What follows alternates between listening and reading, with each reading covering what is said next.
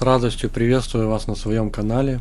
Сегодня нам предстоит насладиться еще одним великолепным осенним днем. И я предлагаю вам отправиться в небольшое путешествие на моем автомобиле, дизельном Prado, выпущенном в далеком 2010 году. Погружайтесь в атмосферу дороги, налейте себе чашечку горячего кофе или чая, чтобы согреть руки и душу, и давайте отправимся в путь. Пусть каждый поворот и каждая прямая нанесут на наш маршрут отпечаток воспоминаний, которые мы создадим вместе. По дороге я с удовольствием расскажу вам о том, как я его приобрел, какие работы проводил для его восстановления и сколько это мне стоило. Финансовые затраты на мой автомобиль стремлюсь разделить на две основные категории. Первая из них охватывает неотъемлемые мероприятия, направленные на восстановление, ремонт и техническое обслуживание автомобиля. Время неумолимо. Когда я приобрел его, он уже достиг 12-летнего возраста, и его техническое состояние требовало незамедлительного вмешательства. Эти обязательные меры стали залогом надежности и безопасности на дороге. Вторая часть затрат охватывает мои личные предпочтения и усовершенствования, которые я ввел для повышения собственного комфорта и удобства. Хотя такие доработки не имели строгой необходимости, они позволили создать атмосферу уюта и гармонии. Таким образом, мои вложения в автомобиль отражают как стремление вернуть ему прежние качества, так и желание превратить каждую поездку в маленькое удовольствие. В 2022 году я распрощался со своим автомобилем Honda CR-V третьего поколения. Это был товарищ, ставший мне по душе, но настала пора перемен. 2 года, проведенные вместе, подарили мне множество незабываемых моментов. Я полностью преобразил его, погрузившись в волшебный мир автозвука. Музыка заполняла пространство, звуча мощно и благозвучно. Я собственноручно установил великолепные динамики, сабвуфер, способный вызвать трепет, и тщательно зашумовал салон, чтобы создать гармонию звука, в которой каждая нота звучит как будто с небес. Каждая поездка становилась не просто перемещением, а настоящим музыкальным путешествием, где музыка обнимала меня, наполняя атмосферу радостью и энергией.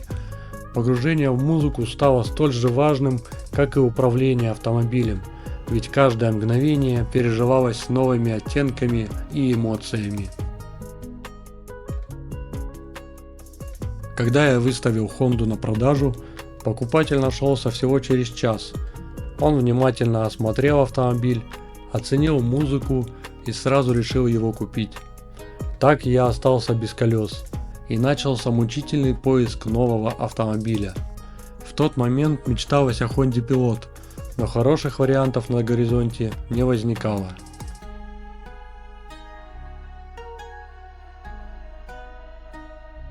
Продолжая свой путь пешком и исследуя разнообразные предложения, я наконец наткнулся на объявление о продаже автомобиля Toyota Prado. В душе зажглась надежда, и я ощутил, что, возможно, этот путь ведет меня к новой главе моей автомобильной истории. Моя супруга высказала свои сомнения относительно покупки Prado. Этот автомобиль ей не нравился, и она беспокоилась, что он окажется неудобным и чересчур громоздким. Как же она ошибалась. Prado, конечно, требовал значительных вложений. Уже на первом осмотре я заметил проблему с рулевой рейкой, необходимость тщательной уборки салона, а также то, что на неровностях дороги сиденье заднего ряда издавало неприятный металлический гремящий звук. Все эти нюансы позволили мне успешно сторговать цену, и сделка состоялась. Я стал новым обладателем дизельного Prado. Это был мой первый дизельный автомобиль, хотя до его приобретения в моем арсенале значилось множество различных машин. Перед покупкой я позвонил знакомому, который обладал аналогичным дизельным Prado. Он провел компьютерную диагностику и внимательно проверил работу форсунок. Осмотрев все детали, он уверенно сказал, что состояние автомобиля превосходное. С этим заверением я решился на покупку. И вот уже более 2 лет я передвигаюсь на этом надежном автомобиле, не испытывая ни капли сожаления.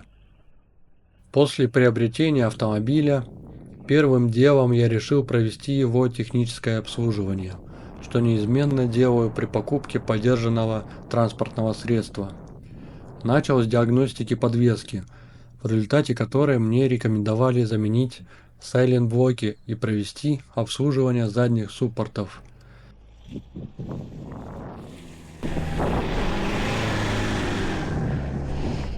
Все эти работы я выполнил, параллельно заменив масло в двигателе, воздушные и топливные фильтры.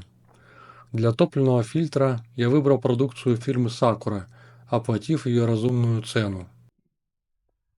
Однако спустя пару недель, ознакомившись с мнением экспертов о фильтрах, решил улучшить выбор и установить оригинальный, стоимостью в 3 раза выше. При выборе запчастей я старался строгой рукой следовать правилу приобретения оригинальных деталей. Именно они служат залогом надежности и долговечности. Разумеется, я не буду утомлять вас ценами на каждую деталь, это никого не заинтересует. Но в конце видео я в обязательном порядке озвучу общую сумму затрат. После тщательного техобслуживания и нескольких месяцев эксплуатации я наконец решился на ремонт рулевой рейки. В качестве совета мне порекомендовали заменить часть рулевого вала. Как же я заблуждался. Оказалось, что эта замена была совершенно ненужной, и моя проблема, к сожалению, осталась нерешенной. Люфт в рулевой рейке не исчез. Он проявлялся лишь летом, да и то после прогрева автомобиля, когда я проезжал около 20 минут. Жаркие дни приносили не только палящие солнечные лучи, но и нежданные колебания в управлении. Я чувствовал, как тепло вызывает странные ощущения в руках, и этот раздражающий люфт вновь и вновь возвращался, как старый знакомый, не желающий оставить меня в покое. С каждым проезжим километром моя уверенность уступала дорогу разочарованию.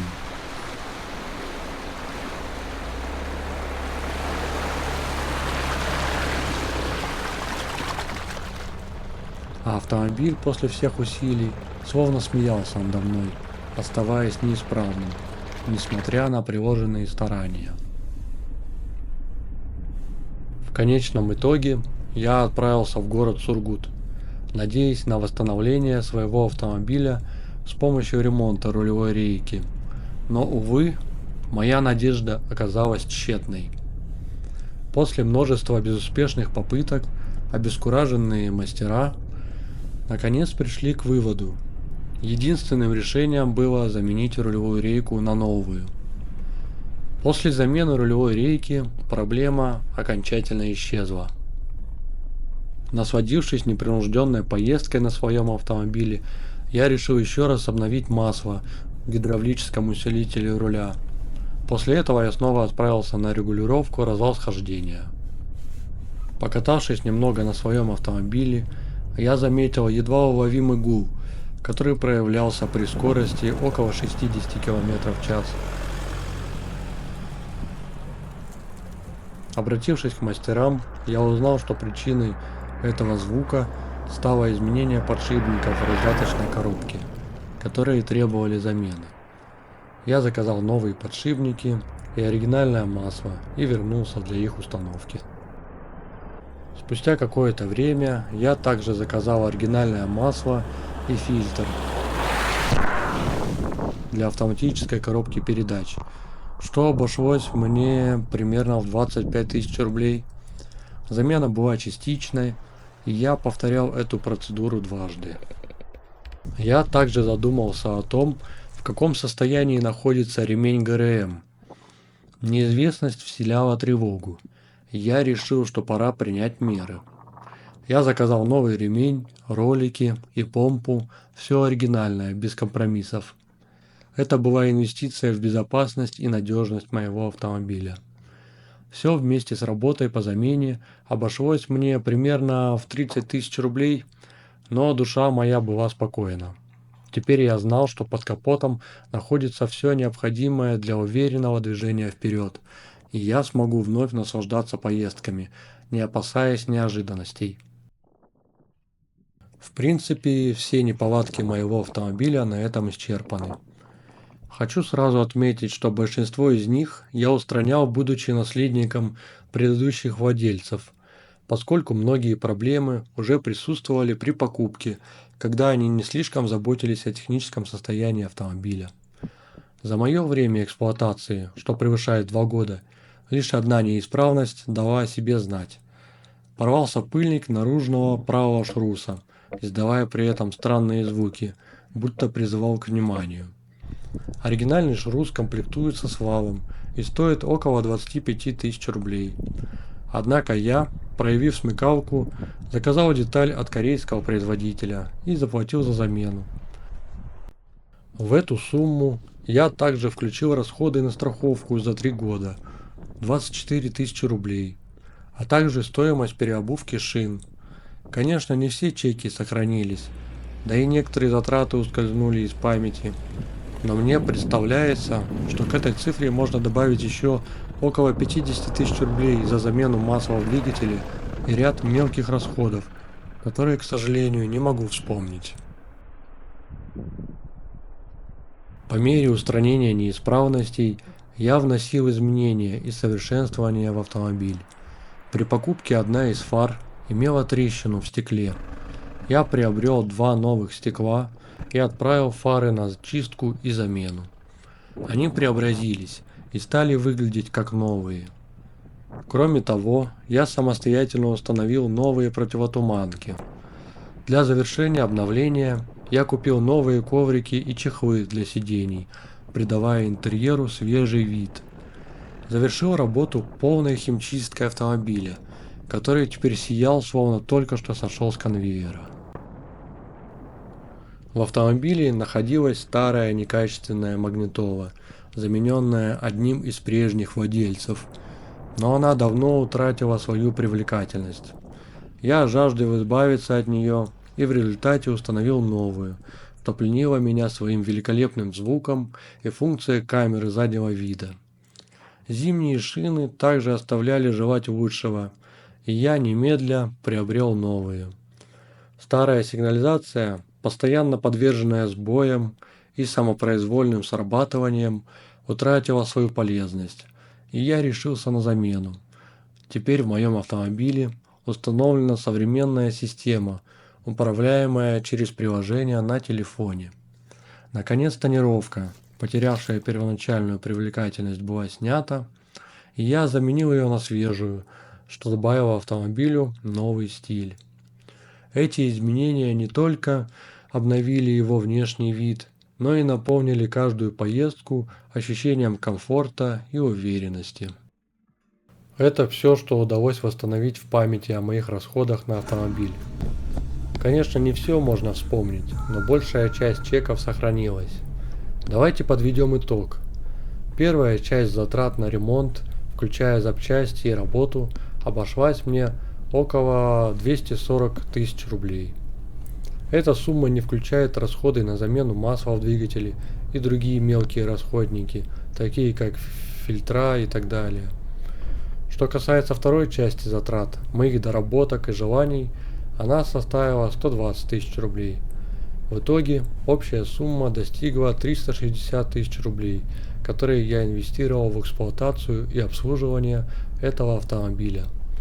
Много это или мало для 14-летнего автомобиля, решать вам. Однако теперь он пребывает в таком состоянии, что мне все в нем нравится, и он больше не требует от меня денежных вливаний, кроме стандартных затрат на техническое обслуживание. Но, если подумать, даже приобретение нового автомобиля означает немалые расходы с самого начала. Если бы я решился на покупку нового автомобиля в автосалоне, то безусловно установил бы новую сигнализацию с автозапуском и приложением на телефон. Я бы не обошелся без автономного подогревателя двигателя Webasto, приобрел бы новые колеса с зимней резиной, возможно, обновил бы салон новыми ковриками и чехлами для сидений. Также понадобилась бы тонировка и страховка. Если сложить все эти расходы, то по моим прикидкам они составили бы около 240 тысяч рублей. А сколько же будет стоить техническое обслуживание у официального дилера? Ведь это тоже значительная сумма, которую стоит учитывать в общем бюджете. В конечном итоге покупка нового автомобиля – это не только радость от обновления, но и определенные вложения, которые следует тоже учитывать. В плане эксплуатации и моих ощущений за рулем скажу так. Когда я покупал этот автомобиль, изначально полагал, что он не вызовет у меня восторга, так как считал, что кроссоверы больше подходят моему стилю. Однако, покатавшись на Прадо, я осознал, что этот автомобиль завоевал мое сердце. У него великолепная шумоизоляция, благодаря которой каждое путешествие наполняется тишиной и спокойствием.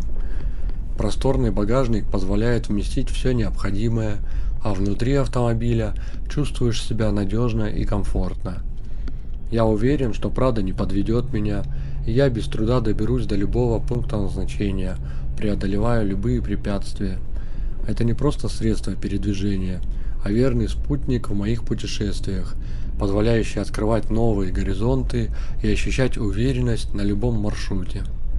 И, кстати говоря, так как это мой первый дизельный автомобиль, я испытывал некоторые опасения, полагая, что, возможно, меня поджидают незавидные проблемы. Живя на суровом крайнем севере, где морозы порой достигают минус 55 градусов, я предвкушал сложности. Однако, к моему удивлению, он заводится в любой мороз. В его оснащении Webasto, благодаря чему я заранее прогреваю двигатель перед запуском. И вот, в любую стужу, я без труда сажусь за руль и отправляюсь в путь.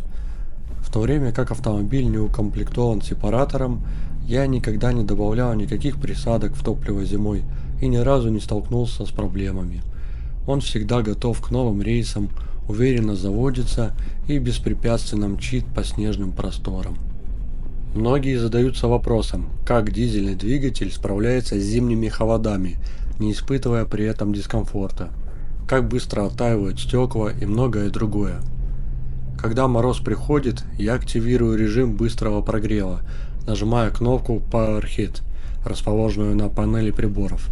Это дополнительный обогреватель, функционирующий от вязкостного нагревателя, который предназначен для повышения эффективности штатной системы отопления. Двигатель начинает работать на увеличенных оборотах, что позволяет ему быстрее достигать рабочей температуры. Всего через несколько минут теплый воздух начинает струиться на стекло, избавляя его от наледи и обеспечивая превосходную видимость. В такие моменты ощущаешь не просто комфорт, но и уверенность в надежности своего автомобиля, который подготовлен к суровым зимним условиям.